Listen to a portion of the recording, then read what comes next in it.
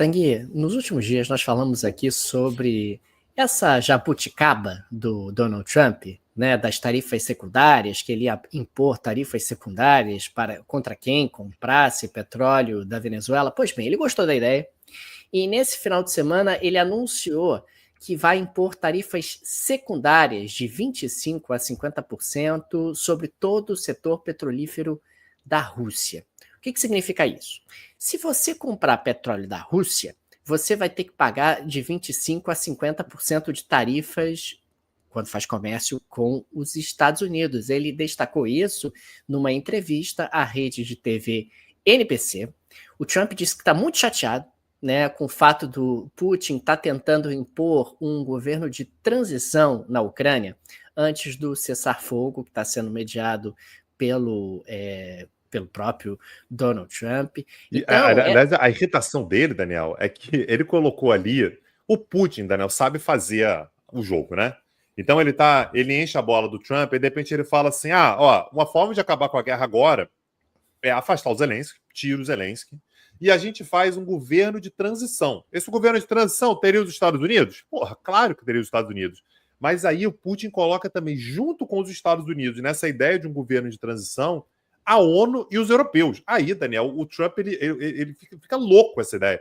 Como é que você me fala para colocar a ONU e a Europa? Você está doido. Então, eu disse que está muito irritado e que isso levava, portanto, as negociações para um caminho muito errado, né? E aí ameaçou essas... Como é que é, Daniel? Tarifas secundárias, né? Que ele gosta de falar.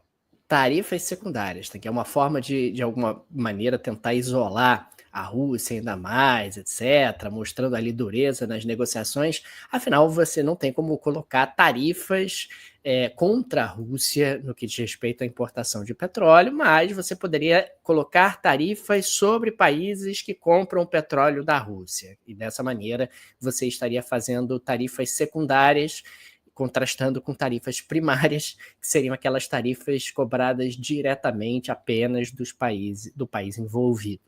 E teve mais, Tanguy. O Trump afirmou que bombardearia, sim, bombardearia foi o termo que ele utilizou. Com bombas? Não. Com tarifas secundárias também, o Irã.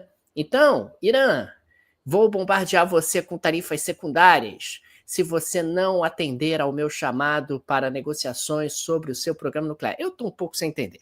Porque o Trump rasgou o acordo nuclear com o Irã no mandato anterior.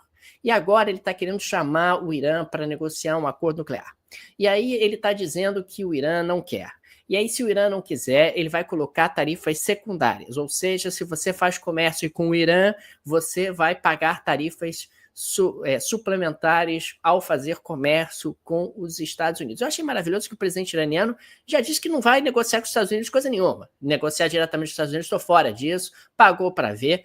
Eu estou aqui com uma planilha acompanhando as tarifas e eu estou achando que já tem país aí que está pagando, vai pagar nesse ritmo 1.300, 7.000, 14.000% de tarifas se quiser mandar produtos para os Estados Unidos, o que mostra um certo nível de improviso do Donald Trump, e é aquilo que a gente destaca sempre aqui. Quando você fala demais e não cumpre, a sua palavra começa a perder efetividade. Uma coisa é você adotar esse tipo de estratégia quando você é um homem de negócios, quando você está ali pressionando empresas menores no mercado imobiliário dos Estados Unidos, no mercado imobiliário de Nova York, ou então quando você está pressionando ali, de repente, inquilinos no conjunto habitacional do Brooklyn. Outra coisa completamente diferente é você adotar esse mesmo expediente de pressão contra todos os países do mundo ou de forma absolutamente genérica.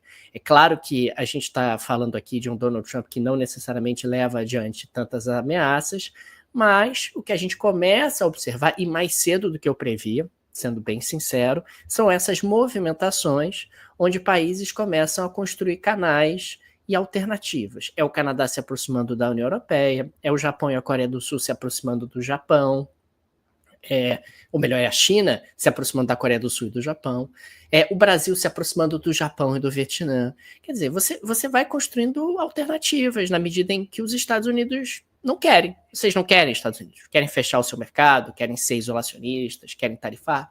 ok, direito de vocês, não tem nenhum problema, vou seguir a minha vida e vou construir redes alternativas a você. Essas idas e vindas, né, Daniel, elas são muito curiosas porque nessa fala, por exemplo, sobre o Irã, ele diz que vai bombardear com tarifas, mas depois ele fala também que pode bombardear mesmo, né? E aí É, ele fala, o Irã tem que negociar, e se não tiver um acordo, eu vou bombardear. Isso não é negociação, né, Daniel? Isso é uma... Não é negociação, você não está realmente tentando chegar num ponto no qual um acordo possa sair, uma negociação possa sair. Então, isso, como a gente vem dizendo, Daniel, pode ter um impacto no curto prazo, de vários países tentarem ser os primeiros a firmar algum tipo de acordo, pô, vamos ver aí, para não ter problema depois. Mas depois de um tempo, isso pode perder muita eficácia, Daniel. Depois de um tempo, pode ser, o Trump fez mais uma ameaça. Porra, mais uma. Você imagina, cara, a gente já foi ameaçado 10 vezes, 15 vezes, 20 vezes. Dessas tantas vezes que a gente foi ameaçado, uma ou outra apenas se concretizou. Então isso pode acabar se tornando uma medida inócua daqui para frente. Vamos ver, Daniel, como é que isso vai se desenrolar daqui para frente.